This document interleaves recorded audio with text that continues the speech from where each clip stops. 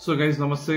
Namaste सबैजनालाई. I don't usually come up with reaction video, तर हिजो अस्ति मैले एउटा सामाजिक सञ्जालमा एउटा मजाको भिडियो देखेको थिएँ. मजाको भन्दा पनि like it was a video regarding एउटा लेडीले हाम्रो सिक्किमको एउटा दिदी हो कि बहिनी हो, आई डोन्ट नो, लाइक जे पनि हुनुहुन्छ उहाँले एउटा भिडियो बनाउनु भएको रहेछ. उहाँले चाहिँ भन्नुभएको रहेछ बेसिकली त्यसमा चाहिँ कि मतलब आजकलको भ्लगर्सहरूले होइन भ्लग गर्दाखेरि सिडी चढेको मात्रै देखाउँछ, यहाँ उयो गरिरहेको माथि सिडी चढेको कति थाके कुनै के जाति हेन त्यहाँ भन्नुभएको रहेछ भिडियोमा.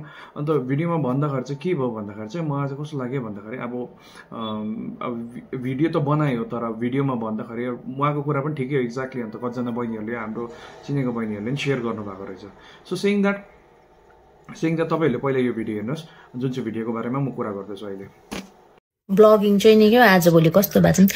हेलो गाइस, म सेरी चढ्दैछु. First video, second video.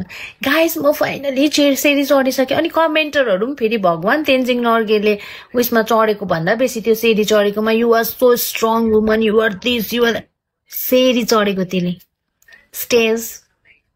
Why blogging पनि त्यस्तो हुन्छ र एउटा प्रोडक्टिभ वेमा ब्लगिङ गर न. कुनै जग्गा गयो भने त्यहाँको इन्फर्मेसन हाल, यो जग्गा यस्तो रहेछ, यति खर्च लाग्छ, अरू मान्छेलाई पनि फाइदा होस् न. ब्लगिङ पनि त्यस्तो हुन्छ र.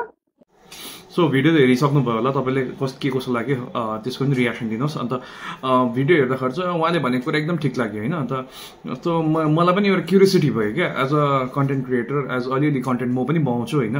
सो सेइङ द्याट अब मलाई पनि क्युरियोसिटी भयो कि मतलब एक्ज्याक्टली कस्तो प्रकारले, किनभने हाम्रो त्यस्तो नेपाली कम्युनिटीमा त्यस्तो भ्लगर्सहरू छैन जसले चाहिँ मतलब has cover the travel vlog in such a way जसमा चाहिँ बजेटदेखि लिएर सबै कुरा बुझाएको छ. दे डु इट जस्ट अब जति पनि भ्लगर्सहरू हुनुहुन्छ जस्तो फर इक्जाम्पल पासाङ मोक्तान हुनुहुन्छ, आफ्नै लाइफको स्टोरी देखाउनुहुन्छ. उहाँले अरू भ्लगर्सहरू छ, दर्शन भ्लग्स, आफ्नो लाइफस्टाइल भ्लग कभर गर्नुहुन्छ.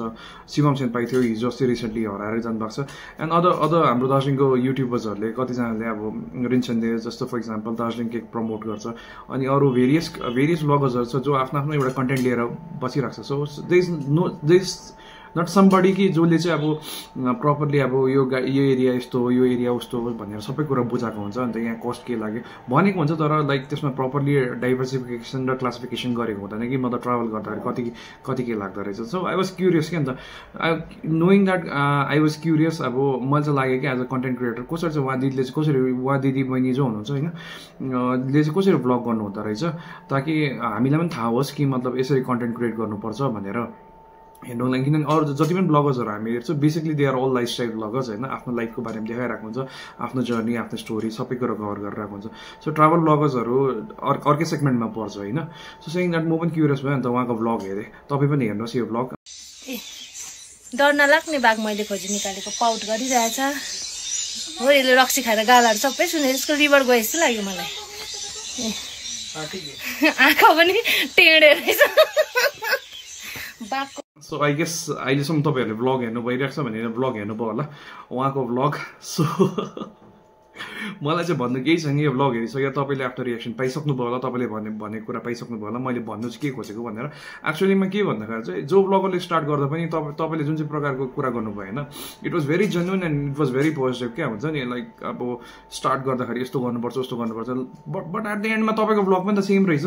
तपाईँको भ्लगमा पनि त गएर चाहिँ लिभर जन्डिस भएको, आँखा डिमडिम भएको त्यो कुरा त गरेको रहेछ. अन्त सो डोन्ट जज a book by its cover. क्या हुन्छ नि एउटा 20 मिनट्सको भ्लग बनाउनु, त्यसको पछाडि स्टोरी लगाउनु, एउटा मान्छेको एउटा एक्सपेक्टेसन, एउटा सपना सबै लिएर बसेको हुन्छ. सो आफ्नो कसैलाई कमेन्ट गर्नु अगाडि चाहिँ फर्स्टमा रियाक्सन भिडियो बनाउनु अगाडि चाहिँ पहिला आफू भ्लग चाहिँ पर्टिकुलरली राइट गरेको हुनुपर्छ, मलाई त्यस्तो लाग्छ है. सो अन्त जे पाए त्यही भनेर हुँदैन. त्यो इन्स्टाग्राममा त्यो 10 सेकेन्ड्सको 20 सेकेन्डको रिल हालेको जस्तो होइन. Vlog is entirely a different thing. They must be a content, they must be a story behind it, everything up and down हुन्छ.